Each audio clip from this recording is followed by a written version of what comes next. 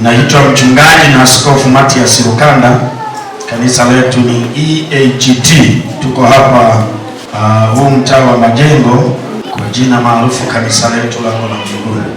Tunalo somo la tafasiri za ndoto.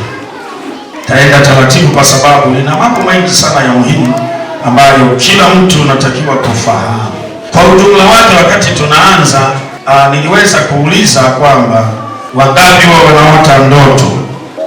Walinyosha washirika wote mpaka na watoto. Nikasema unapoona jambo linakuwa la wote, ujue ni la muhimu sana, ni la muhimu sana. Sitarudia tena zaidi kule nilikotoka. Ninataka leo nianze kwa kusema mambo yafuatayo, kwamba tunapojifunza somo hili la ndoto, kuna mambo machache hapa ambayo nataka niyataje, na katika hayo ndiyo yatakuwemo kwenye somo letu. Kwanza, kuna maeneo matatu ambayo ndoto husimama na kusimamia. Kusimama na kusimamia ni mambo mawili tofauti. Kwa hiyo kuna maeneo matatu ambayo ndoto husimama na kusimamia. Kwa hiyo ni muhimu sana kufahamu, lakini pia ni muhimu kufahamu alama zinazotumika wakati unaiona ndoto. Ndoto huwa inatumika kwa alama fulani. Kwa mfano, Farao aliona mto akaona na ng'ombe, lakini wanajilisha manyasi.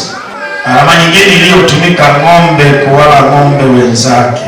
Hizo tunaziita ni alama zinazotumika wakati ndoto inakuja. Kila ndoto huwa inakuwa na alama yake. Wengine inakuja kwa alama ya nyoka. Mwanamke mmoja alikuwa amelala usingizi siku moja, usingizi mzito, akaota ndoto, akamwona nyoka anakuja. Nyoka mrefu kweli, mweusi, anakuja. Lakini hapa kichwani alikuwa na kilemba keupe. Yule nyoka akamwona sasa anakuja, yule toka anakuja, lakini anapomtazama anamwona ana kama kofia fulani kilemba kichwani. Alipofika yule nyoka, niangalie huku, akafanya hivi kichwa, halafu kale kilemba kakadondoka karibu na yule mwanamke, halafu akakaokota. Alipokaokota, kalikuwa kameandikwa maneno yafuatayo machache tu ambayo yeye alikuwa anatakiwa kuyasoma, aliyepelekewa yule ujumbe. Kalikuwa kanasema hivi: kwa kuwa ulishatusahau, hutukumbuki shauri lako. Kumaliza kukasoma, akaamka kutoka kwenye usingizi. Mara baada ya muda akawa mgonjwa na akawa anakimbizwa na mapepo ya mizimu ya aina ya uganga. Kwa hiyo ilikuwa ni mizimu ya aina ya uganga ambayo katika ukoo wao walikuwa wanabudu joka, wanalipa maziwa linakunywa, alafu wanalipulizia na nafaka, unga uliosagwa kidogo, unaweka mdomoni, alafu unapuliza hivi kwa maana ya kulibariki lile joka. Kwa hiyo lilikuwa limekuja kwamba linamletea salamu. Kwa hiyo ni alama iliyotumika. Kwa hiyo sasa kuna alama ambayo inatumika, inakuja na ndoto. Lakini pia kuna majina ya ndoto. Ndoto huwa haina jina moja, huwa tunaitenga kwenye majina ya aina tatu. Maana yake, kabla hujaota na wakati wa kuota na baada ya kuota. Ndoto imezingatia mgawanyo wa nyakati tatu. Kama tunavyofahamu unaposoma shule kwamba ulimwengu umegawanyika kwa nyakati tatu: wakati uliopita, ndio maana kuna historia, na wakati uliopo kama sisi huu tunaoona, alafu kuna wakati ujao. Na ndoto imegawanyika makundi hayo matatu. Kwa hiyo kila kundi lina jina lake. Pia kuna ndoto yenyewe unapoiona. Lakini namba 5, kuna tafasiri za ndoto, na ndio tuko hapo kwenye tafasiri za ndoto, ndio tuko hapo. Kwa kifupi, kwa faida ya wale ambao hukuweza kuwepo wakati tunaanza, tumeshafika kwenye maada inayosema tafasiri za ndoto. Tuliangalia mambo machache hapo awali. Kwa mfano, ndoto zilianza lini? Maana zamani ndoto hazikuwepo, kuna wakati zilianza. Kadhalika na kwenye maisha ya mtu, ndoto huwa ina mwanzo wake. Tunapoanza kushauri mtu na kumwombea au kumfundisha ombee ndoto, huwa tunamwambia ni muhimu kukumbuka ndoto zako zilianza lini, huwa zina mwanzo. Kuna wengine ndoto zao huwa zinaanza anapochumbiwa, hapo ndipo kuna ndoto fulani zinaanza. Mwingine anapokaribia kuolewa, au anapoolewa ndoto zinaanza, au anapoanza shule, au mtihani unapokaribia, kuna ndoto fulani zinatokea, huwa zina maana yake. Kwa hiyo hapo huwa tunasema mwanzo wa ndoto zako zilianza lini. Lakini ndoto kwa ujumla wake tuliona kuna nyakati gani zilianza katika uso wa dunia hii, kwa sababu hazikuwepo. Kwa hiyo sasa kwenye kutafasiri ndoto, tulishatafasiri ndoto ya aina moja katika kundi la ndoto zinaitwa ndoto za mauti.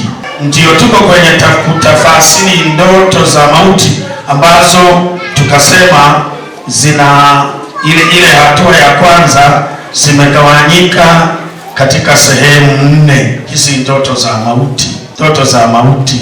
Unaona, tukasema sehemu ya kwanza ni kuota au kujiotea wewe mwenyewe umekufa. Unaota kwa kujiona wewe umekufa, yaani wewe huyo halafu unaanza kujiotea umekufa na unakuwa unajiona, yaani huyo halafu unajiona kwamba unajiona wewe mwenyewe kwamba nimekufa. Kwa hiyo unakuwa unajiona, yaani wewe unamuona wewe mwingine anakufa pembeni hapo, halafu unakuja kuamka kutoka kwenye usingizi wakati huo una hofu, halafu umejaa mashaka sana. Hiyo ni sehemu ya kwanza kwa mtu anayeota ndoto za mauti. Namba 2 tukasema kuota unaongea na ndugu waliokufa zamani au watu waliokufa zamani, yaani unaota unafanya kikao na wao, mababu waliokufa zamani au mabibi waliokufa zamani ama ndugu zako waliokufa. Kwa hiyo unaota ndoto za namna hiyo. Tukasema hiyo ni sehemu ya pili. Lakini pia tukasema sehemu ya tatu, kuota uko kwenye msiba, kwamba unaota uko kwenye msiba, pengine mnaaga na mwili wa marehemu au umekusanyika ili mradi inajulikana ni msibani. Lakini sehemu ya 4 au namba 4 tukasema kumwotea mtu mwingine kwamba amekufa. Unaona, unamwotea mtu amekufa, au mtu anakuotea wewe kwamba nashangaa leo nimekuotea kwamba wewe umekufa.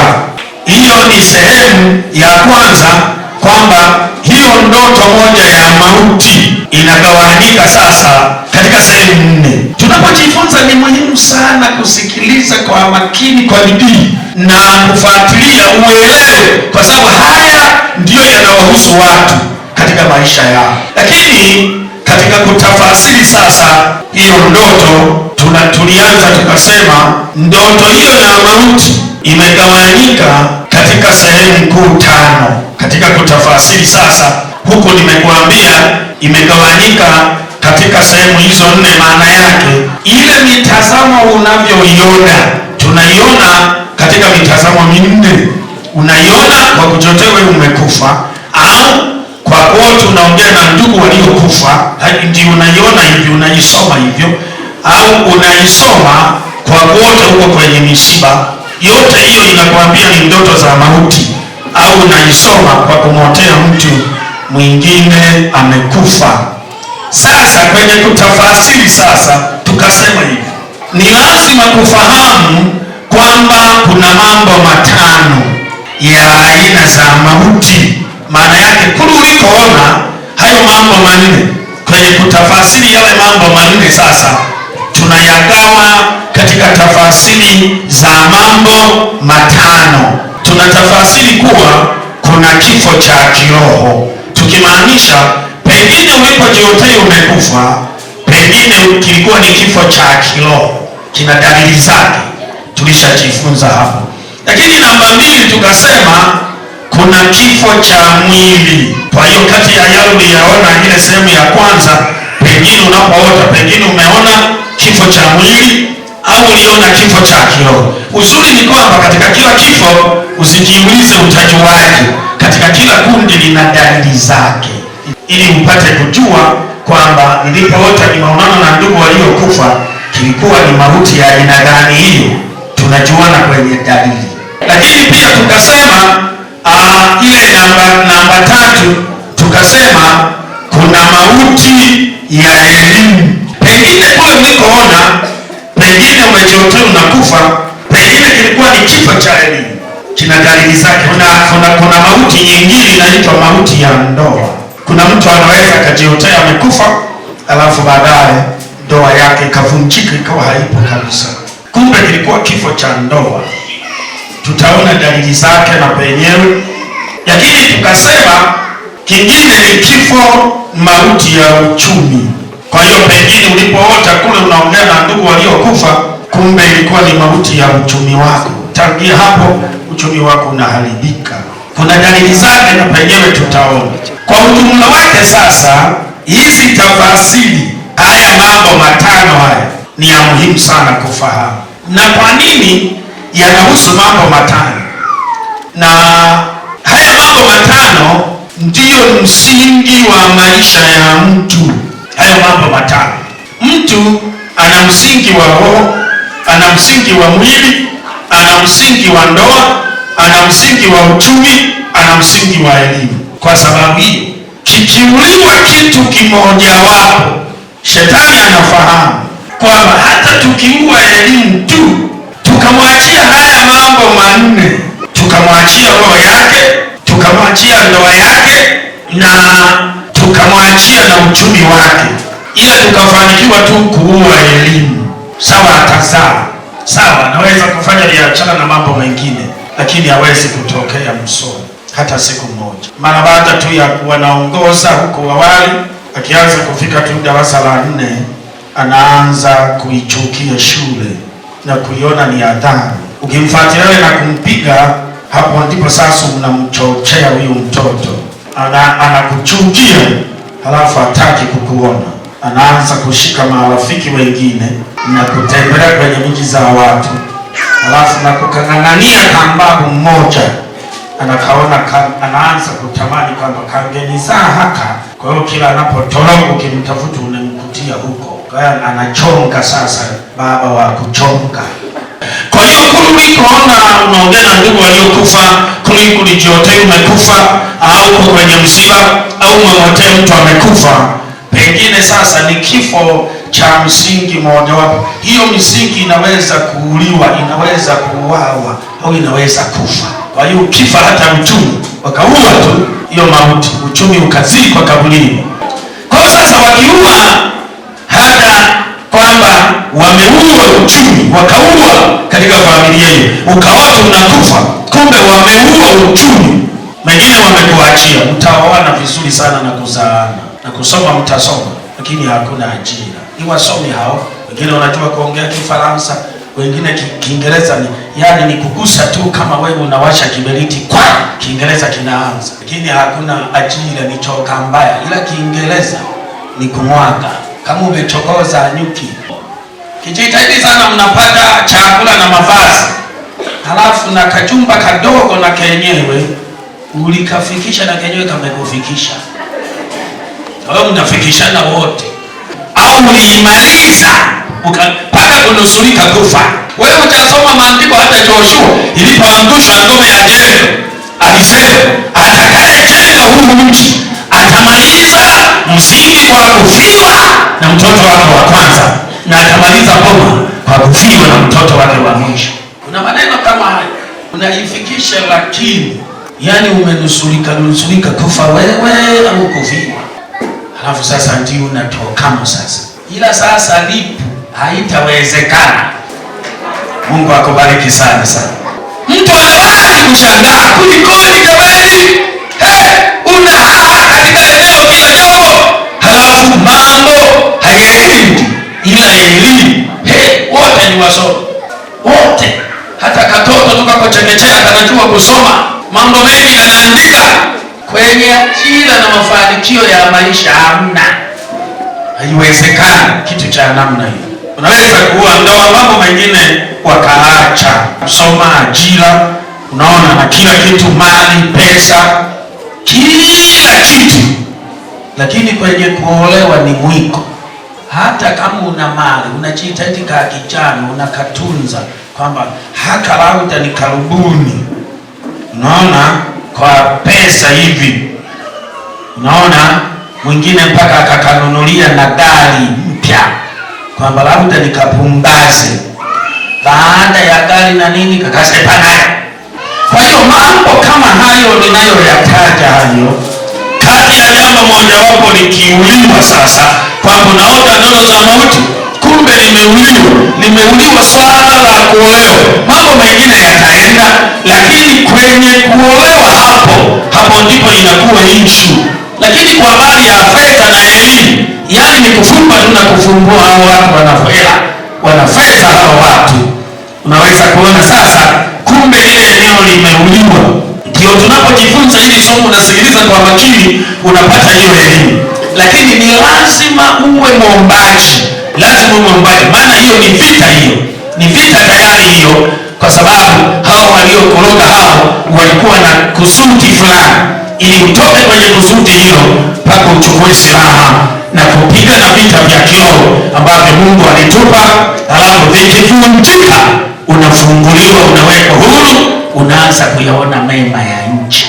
Kwa hiyo sasa, huo ulikuwa ni utangulizi tu wa kila kipengele katika yale mambo matano.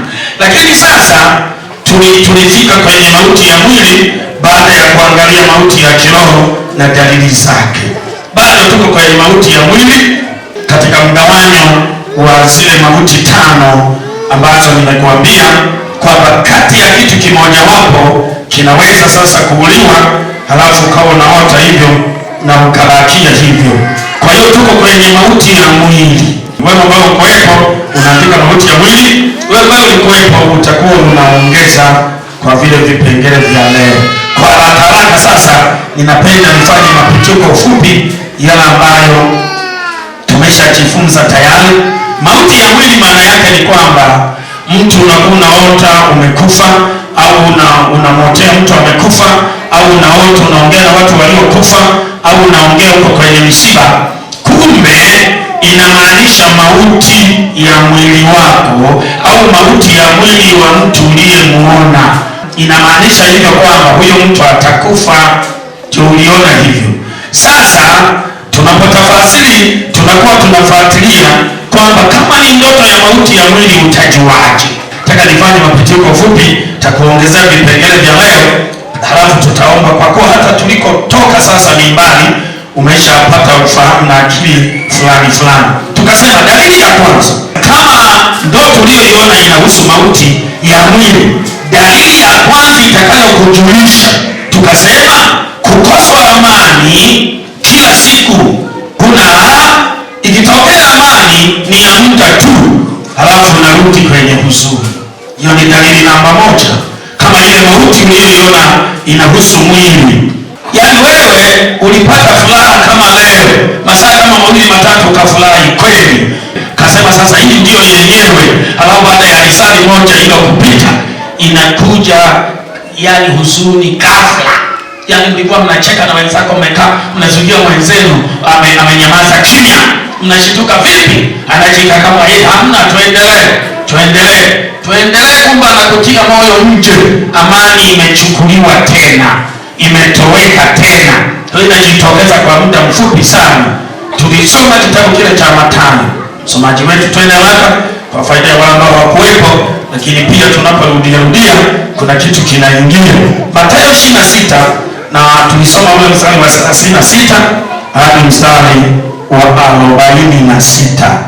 Twende hapo msomaji wetu, kitabu kile cha Mathayo sura 26 mstari wa 36 hadi ule mstari wa 46.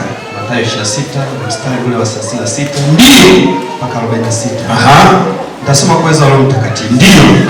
Kisha Yesu akaenda pamoja nao mpaka bustani iitwayo Gethsemane. Kisha Yesu aliwachukua akaenda pamoja nao mpaka bustani ambayo inaitwa Gethsemane. Akawaambia wanafunzi wake. Aliwaambia wanafunzi wake, ketini hapa. Hata niende kule nikaombe. Akamchukua Petro na wale wana wawili wa Zebedayo.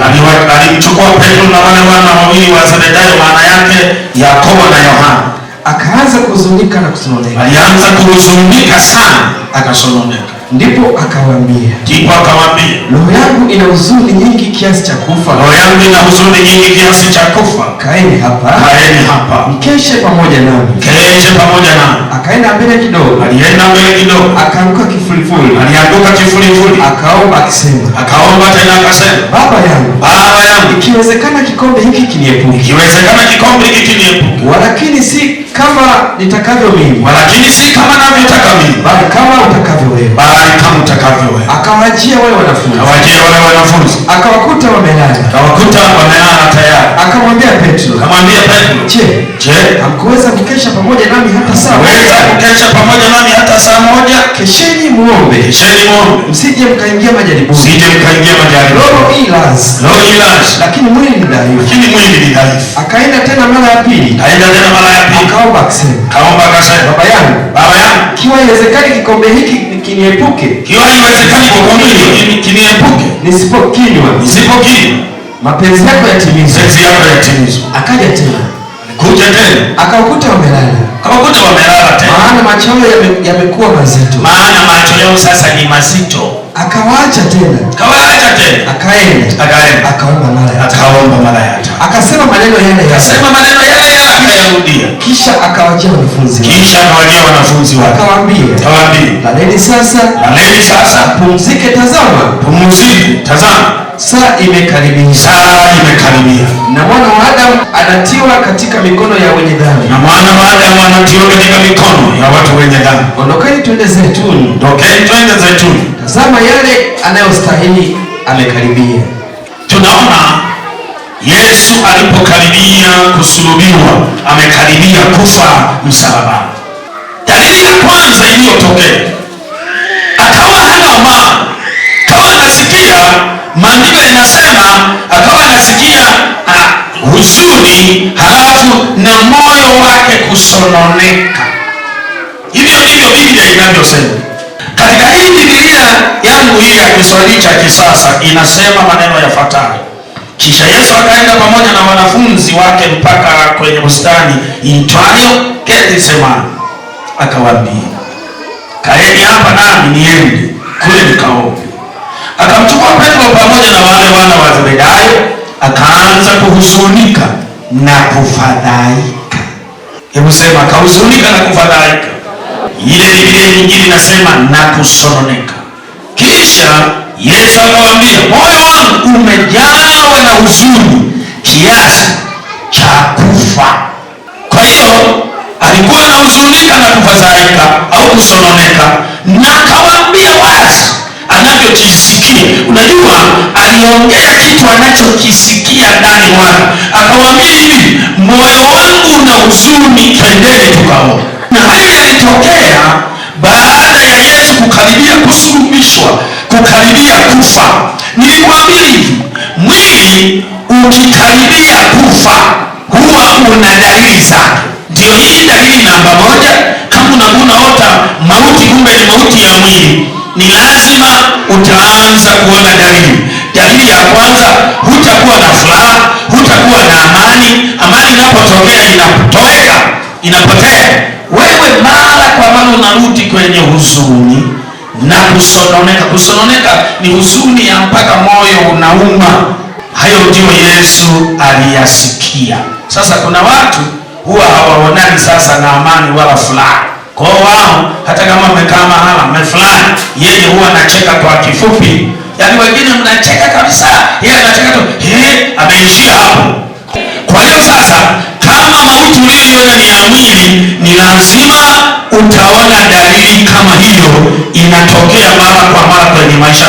Ukiona dalili kama hiyo, anza kuomba maombi ya nguvu, anza kuivunja. Ujue kumbe mauti ninayoiona, kumbe ninapoota naongea na ndugu waliokufa, kumbe ni aina ya mauti hii, tena mauti ya mwili wangu. Ndio maana nasikia huzuni, ndio maana mwili wangu unahuzunika, ndio maana nasononeka moyo, ndio maana sicheki kwa kumaanisha, ndio maana sina furaha mimi. Hata naenda kanisani, hata wanakwaya waimbe vizuri au mahubiri yatoke mazuri, yaani wewe huzuni yako ije pale pale. Mafundisho mazuri hayanakuachia huzuni yako ipo tu. Haya wanakwaya wanaimba vizuri, wewe huzuni ipo tu. Wengine wanachangamka kuomba, wewe huzuni yako ndio inaomba. Yaani wewe unabaki pale pale. Panahitajika kuikemea. Alafu ukiwa na roho hiyo, acha kuomba umesujudie eti ana roho kama hiyo. Wewe muone Yesu. Yesu akiwa na hali kama hiyo, akawa anaanguka kivulivuli, hakuna kilichomsaidia. Sasa wewe kwanza Yesu ujue alikuwa Mungu, ulifika muda wake tu. Sembuse na wewe ukisujudia sasa ndio unalala jumla. Sasa wewe usingizi, acha hii ya Yesu, wanalala wanafunzi anawakuta, unalala mwenyewe kabisa mzima mzima. Sasa unalala mpaka unakoroma hapo. Hayo tunayojifunza yote ndio inaitwa silaha ya mauti. Yaani yeye anatupigia silaha ya kuwa na huzuni. Maana ukiwa na huzuni, maana yako utavunjika moyo. Ili akija anakuja kukumalizia tu, kashaisha mwenyewe. Unaona, kashaisha. Yaani anakutangulizia sauti hizo, anakutangulizia huzuni hizo, kila kitu. Yaani lazima hivyo vitangulie. Sio sasa mauti anasubiria kwamba vimalize kabisa hivyo. Alafu tunaenda sisi kumalizia tu. Kwa unaanza kuisemesha, ewe mauti, kama unasikia sauti, unayenisemesha nitakufa tu.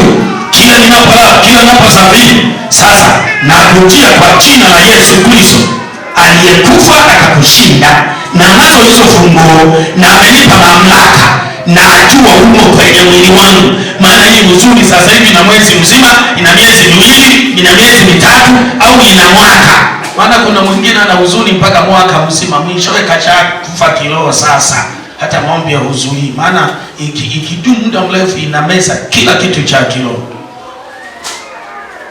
mpaka inafikia mahala sasa wewe mwenyewe unaanza kutamani kufa mwenyewe. Yaani wewe mwenyewe unakitamani kifo mwenyewe kabisa.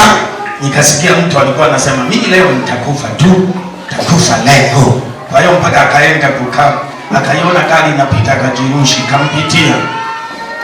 Kwa hiyo anakitamani. Yaani kama vile wewe unaanza unatamani ubaba.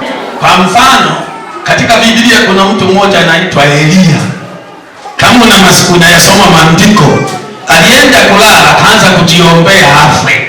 Sasa aliposinzia, yani kama hajasinzia anajiombea, yani ni hapa nimelala kwenye kivuli, ningepitilizia hapo nikafa. Yani anaongea hivi, baadaye akasikia sauti ya Mungu inamwambia amka, huu sio wakati wa kupitiliza kufa, amka ule. Akaamka, kaona ameletewa chakula, akala.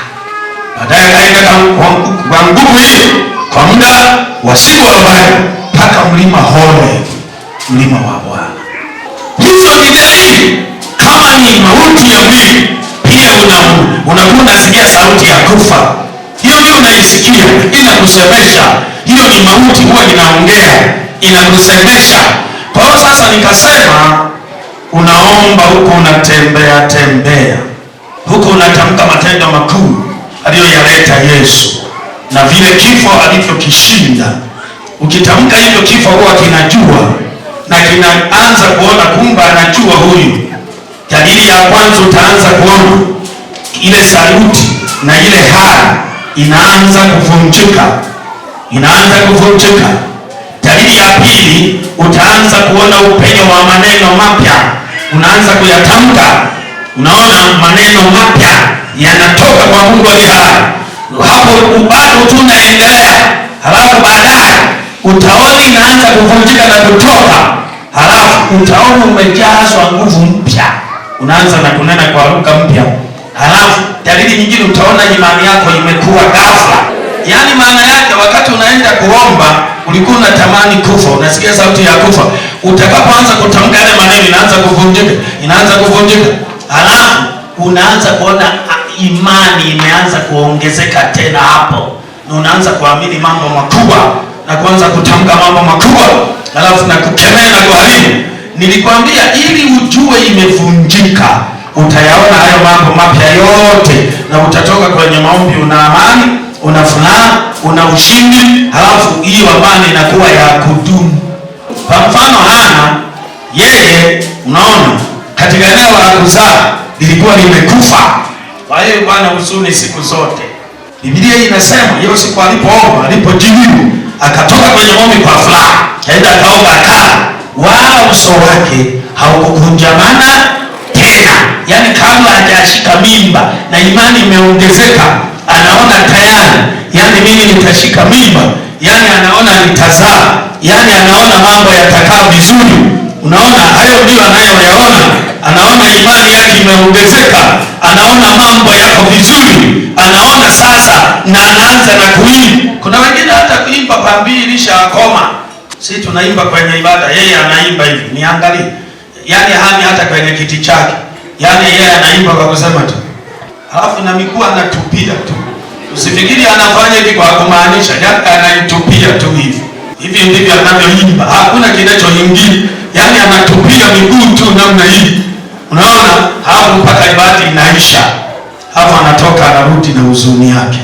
Hiyo ndio unakuwa unaomba sasa, unatembea tembea. Hadi inafikia hatua sasa huioni tena. Huioni. Hapo unaanza sasa kunena kwa lugha mpya. Unaanza kuona matumaini mapya. Na unamaliza kuomba na unaanza na kuandika mipango mipya.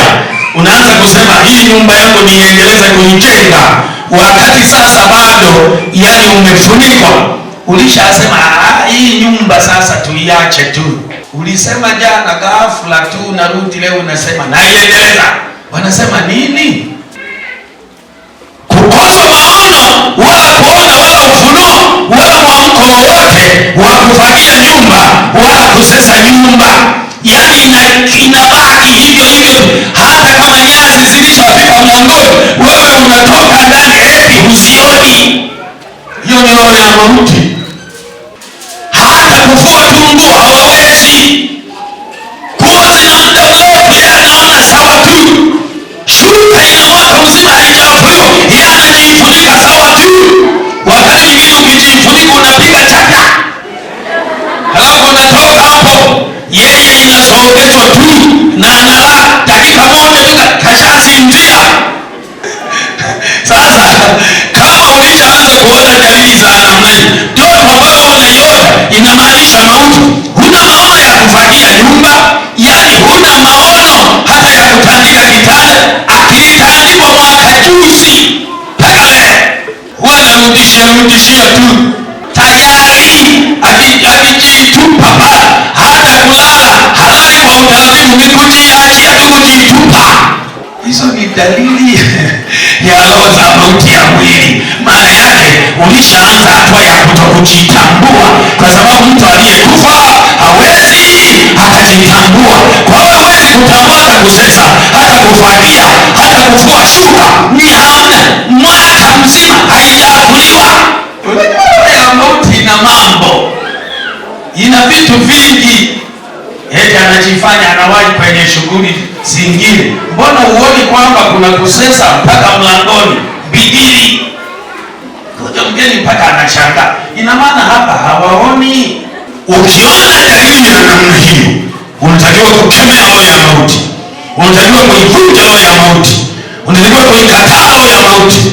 Na siku ikivunjika, mawazo ya kwanza yatakayoingia ni kusesa pale kwenye eneo na kufagia na kufua shuka.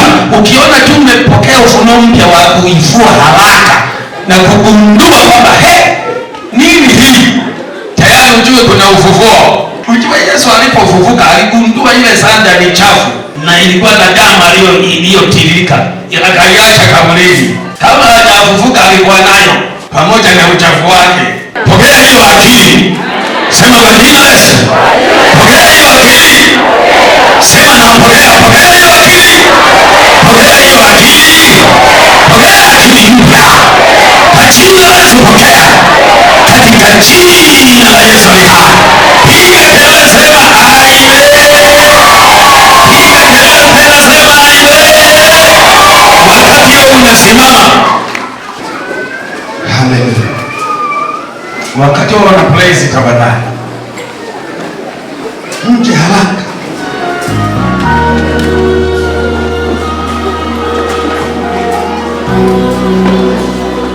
Hallelujah. Utamwamini Mungu kwa kumaanisha kutoka moyoni. Yes. Kutoka moyoni. Alafu tutakuwa na maono. kitu ili neema ya Mungu ije juu yako. Yaani roho ya mauti leo, yaani ujisikii inaanza kukimbia kabla, itimke kwenye familia yako, itimke popote pale. Haleluya. Kama madhabahu itoke hapo.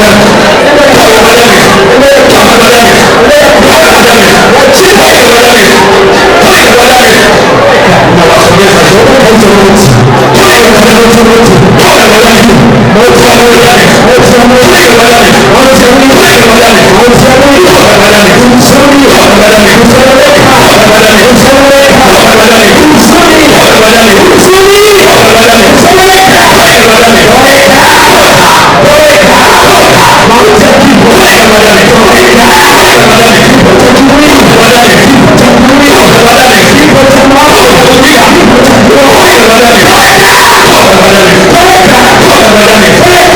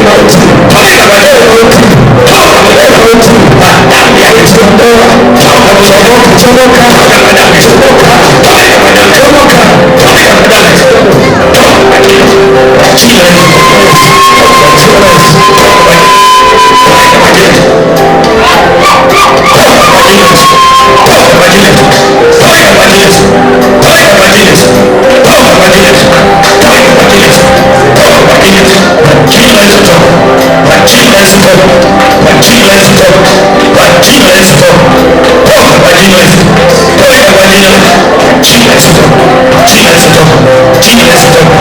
Jina la Yesu toka. Jina la Yesu toka. Jina la Yesu toka. Jina la Yesu toka. Jina la Yesu toka. Jina la Yesu. Jina la Yesu toka. Toka kwa jina la Yesu. Toka kwa jina la Yesu.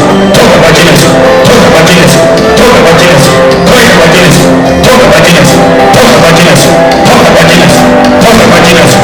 Toka kwa jina la Yesu. Toka kwa jina la Yesu. Toka kwa jina la Yesu. Toka kwa jina la Yesu. Kwa jina la Yesu toka. Toka kwa jina la Yesu. Kwa jina la Yesu toka.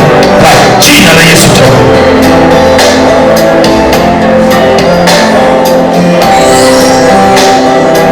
Ninakushukuru maana umekuwa pamoja nasi. Asante kwa neno lako. Asante kwa ibada yako. Asante kwa kuwafungua kondoo wako. Asante kwa kuwalisha neno kondoo wako. Jitwalie utukufu na heshima. Tunapofika mwisho wa ibada hii, kila mmoja mfunike na kila mmoja mbariki, ili watembee na furaha. Huzuni haitakuwepo tena. Wataimba nyimbo, wataimba tenzi, watakushangilia wewe, watachangamka, maana umewapatia furaha na mauti imetingi imekimbia. Tulicho Bwana ni kushukuru, ni kutukuza kwa kweli, Mungu wetu na Baba yetu, katika jina la Yesu. Amen.